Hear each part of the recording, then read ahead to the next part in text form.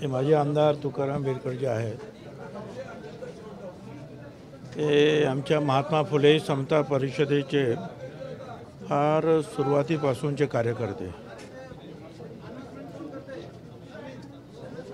ज्यावेळेला काँग्रेस राष्ट्रवादीचं सरकार आलं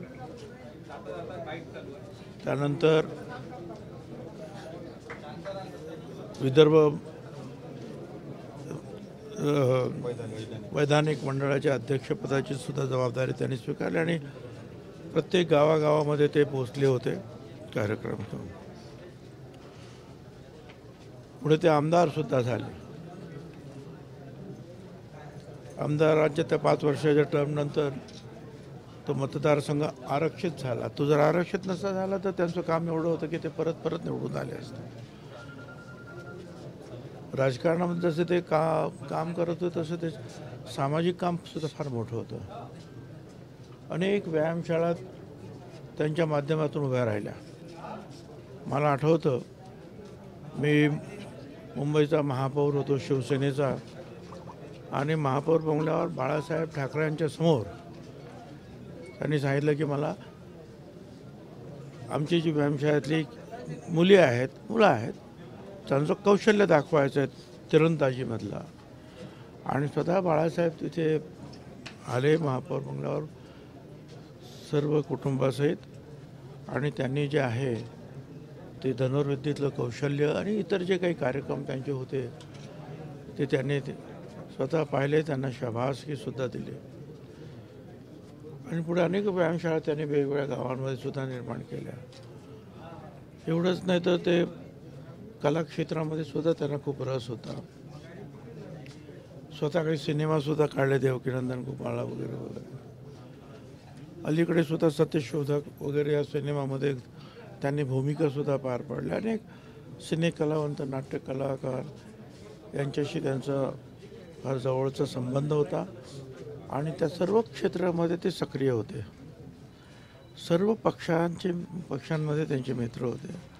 आज आपण पाहिलं तर सर्व पक्षाचे प्रमुख कार्यकर्ते आमदार खासदार सर्वच इथे आलेले आहेत. मला असं वाटतं 1-2 महिने झाले असतील त्यांना असंच त्यांच्या स्कूटीला अपघात झाला. मला 4 दिवसानंतर कळालं आणि मग आम्ही त्यांना विमान पाठवून मुंबईला नेलं. मुंबई हॉस्पिटलमध्ये त्यांना भरती केलं.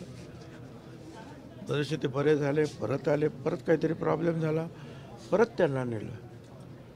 त्यांचं मग छोटंसं ऑपरेशन केलं मागच्या बाजूला इथं आणि नंतर ते पूर्ण बरे झाले. 3-4 दिवसापूर्वी जे आहे ते पुन्हा त्या हॉस्पिटलमध्ये तपासायला आले. त्यावेळेस त्यांच्या बोलण्यात चालण्यात पूर्णपणे सुधारणा झालेली होती. काल डॉक्टरसुद्धा माझ्याशी बोलले. ते पूर्ण म्हणजे 1% त्यांच्यामध्ये कुठलीही त्रुटी राहिली नव्हती. एवढ्या मेंदूचं ऑपरेशन झाल्यानंतर किंवा त्रास झाल्यानंतर. तर पहा हे दुर्दैव. तिकडून ते वाचले आणि पुन्हा याच्यामध्ये अशा रीतीचा ॲक्सिडेंट झाला की हॉस्पिटलमध्ये न्यायला सुद्धा वेळ मिळाला नाही. सामाजिक क्षेत्र असेल किंवा कलाक्षेत्र असेल पक्षीय पातळीवर सुद्धा जे आहे ते फार मोठं नुकसान झालं आहे. मला चंद्रशेखर बावनकुळेंचा फोन आला होता मंत्री महोदयांचा, महसूल मंत्री आणि अध्यक्ष BJPचे. तेव्हा माझ्याकडे ते आले आणि मला सांगितलं माझं महसूलचं एक काम आहे ते करायचं आहे. मी त्यांना सांगितलं निश्चितपणे करणार. आणि नंतर आम्ही निघालो तिथून आणि ते पण निघाले आणि नंतर ऐकतो तर हे असं झालेलं आहे. त्यांनी सुद्धा दुःख व्यक्त केलं. काय तर आम्ही कितीही दुःख व्यक्त केलं आणि कितीही बोललो त्यांच्याबद्दल तरीसुद्धा एक अतिशय चांगला कार्यकर्ता या विदर्भातला आणि व्यक्तिशः माझ्या जवळचा कार्यकर्ता समता परिषदेचा. त्याला आज आम्ही अकाली मुकलेलो आहोत. वय झालेलं आहे, आजारी झालेलं आहे, एखादा मनुष्य समजू शकतो. मोठा आजार झालेला आहे तेही समजू शकतो. पण झालेल्या अपघातातून पूर्णपणे बरे झाल्यानंतर सुद्धा तो पण मेंदूला मार लागला होता त्यावेळेलासुद्धा. त्यातून पूर्णपणे बरे झाल्यानंतर या अशा रीतीने की त्यांचा मृत्यू व्हावा खरोखरच अतिशय दुःखद घटना आहे आणि न भरून येणारं दुःख जे आहे आम्हा सगळ्यांनाच झालेलं आहे.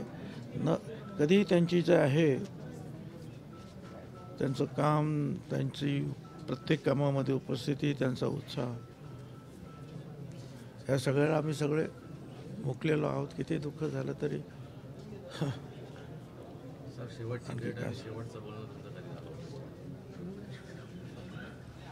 शेवटचे काहीतरी मला वाटतं मीटिंग होती आणि त्यांनी मला सांगितलं, मला वाटतं यूथची मीटिंगच आहे, की मी त्या यूथच्या मीटिंगला बोलवलेलं आहे. म्हटलं अवश्य जा तुम्ही, तब्येत कशी आहे ते विचारलं.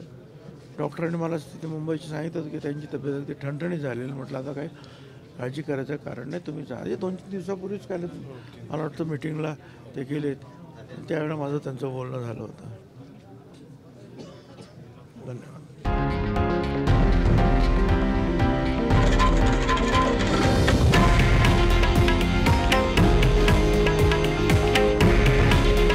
हे आहे देशातील नंबर 1 न्यूज नेटवर्क आणि आपण पाहत आहात TV9 मराठी.